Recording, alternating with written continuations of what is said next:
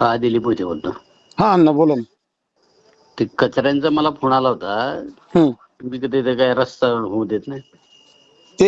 तुम्हाला फोन नव्हता केला का अण्णा? त्याच्यावरती डांबरीकरण झालं होतं त्या दिवशी, पण मी विषय काढला होता ना हँडल द्यायला आलो तेव्हा. हम्म. तर पहिलं डांबरीकरण झालं होतं, त्याच्यावरती हे केलं होतं ना, आमची गावाची सगळ्यांची मिटिंग बसली होती की हे रस्ता करताना आपलं शिवतेज नगर मध्ये जिथं अडचण आहे तेवढ्या भागाला करू, असं ठरलं होतं.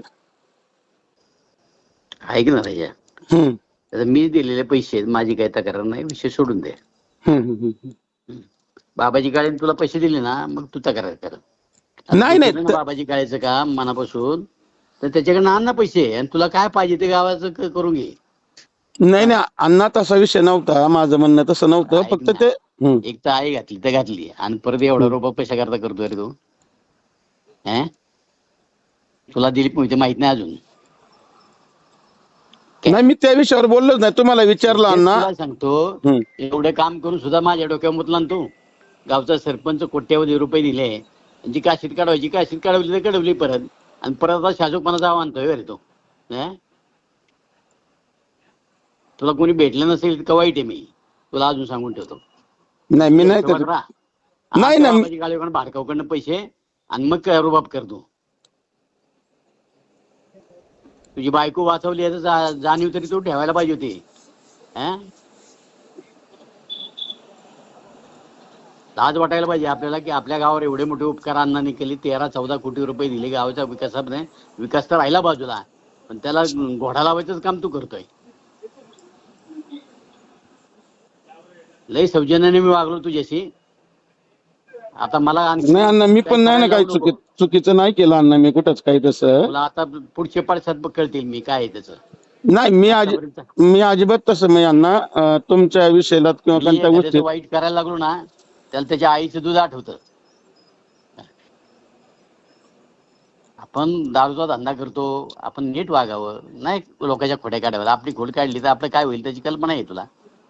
मी तुम्हाला सांगायला आलो होतो ना अण्णा, तसं सगळ्या काही गोष्टी सांगायला आला होता? तुला लाजही वाटायला पाहिजे होती की आपण या माणसाला काम केलं नाही, घोडा लावला, पाडले निवडणुकीमध्ये, परत जिल्हा परिषदेला तेच काशीत काढवली, आणि तरी निर्लज्जपणाने आपण आलो तर आलो, आणि परत कामं अडवायची, दुनियादारी करायची. परत हिंमत असेल ना, अडवून दाखव, चल मी येतो तिथे. नाही, मी नाही जाणार ना अण्णा. मी तुम्ही म्हणल्याच्या नंतर मी नाही बोलणार ना. ज्यात हिंमत असेल तर तू फक्त अडव, मग मी कोण येते तुला त्या ठिकाणी कळेल. तू नाही, त्या विषयावर तुम्ही एकदा सांगितलं ना अण्णा, तर मी एक शब्द नाही बोलणार ना. मग तेच सांगतो, गावामध्ये तुझ्या ती काय ठेवतील लोक किंवा हा लय मोठा बाई आहे, आमका आहे तमका, मला काय फरक पडत नाही.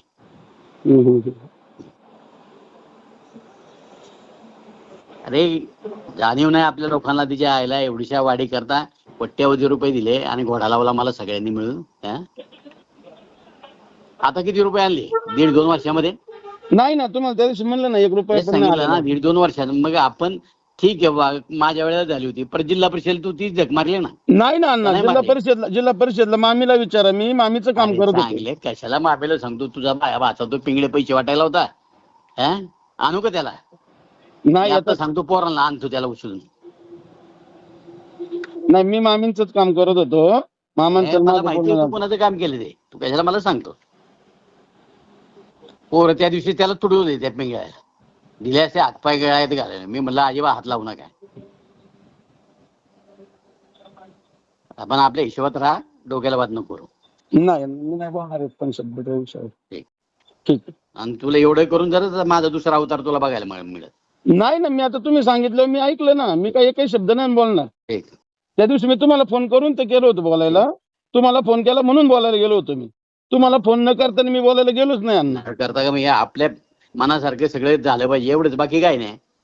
आमच्या मनासारखं नाही. आमचा किती आत्मा दुखला असेल रे, तुमच्या गावाने मला एवढा टाकला, तू त्याच्या सगळ्यात आघाडीवर होता ना. नाही अण्णा, त्यावेळेस पण मी आहे ना दवाखान्यातच होतो ना अण्णा. मी दवाखान्यातच होतो, बायकोच्या टायमिंगला दवाखान्यात होतो. इतक्या आजारी असताना सुद्धा तुला त्याच्यातनं बाहेर काढले. माझा भाऊ तिथे गेला, ऑपरेशन करा म्हणून सांगितलं, सगळ्या गोष्टी केल्या राजा. जाणीव नाही ठेवली एवढी तरी माणूस की असायला पाहिजे होतं ना. की आपण दारूचा धंदा करतो, आपण एखाद्या नेत्याशी ते खातं माझ्या आमच्याकडे हे माहितीये ना तुला? आहे ना, बरोबर आहे. तू करून दाखव आता दारूचा धंदा, मी तुला चॅलेंज देतो, चल. नाही तसं नाही अण्णा, तसं काही करू नका. मी बोललो ना, तुम्ही सांगितलं, मी ऐकलं ना लगेच. राष्ट्रवादीकडे खाते येते, काय करायचं मला चांगलं माहिती आहे. तिथे अहो, काय तू काही ओरिजिनल दारू नाही विकत. अण्णा मी तुम्ही सांगितल्याच्या नंतर मी बोलणारच नाही ना त्या विषयावर. तुम्हाला विचारून मी तिथे गेलो होतो साहेबांशी बोलायला. तुम्हाला न विचारता मी केलंच नाही ना अण्णा काही. परत शांतपणा करू नको, आपलं शांत बस. हा ठीक आहे.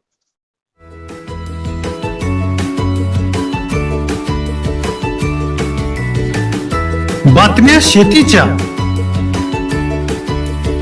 बातम्या मातीच्या, बातम्या अन्यायाच्या, गुन्हेगारीच्या,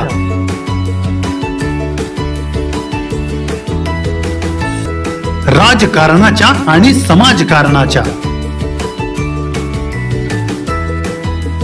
शोषणाविरुद्ध बुलंद आवाज, जनसामान्यांच्या हुंकाराची गाज, सत्कार्याला प्रोत्साहन, दुष्कृत्याला अनुशासन, निर्भीड, निस्पृह, सडेतोड, बेधडक आणि रोखटोक म्हणजेच विघ्नहर टाइम्स. शोध बातमीचा, ध्यास सत्याचा. आपलं चॅनल, आपली बातमी. सबस्क्राईब तर कराच, पण बेल आयकॉनवर क्लिक करायलाही विसरू नका.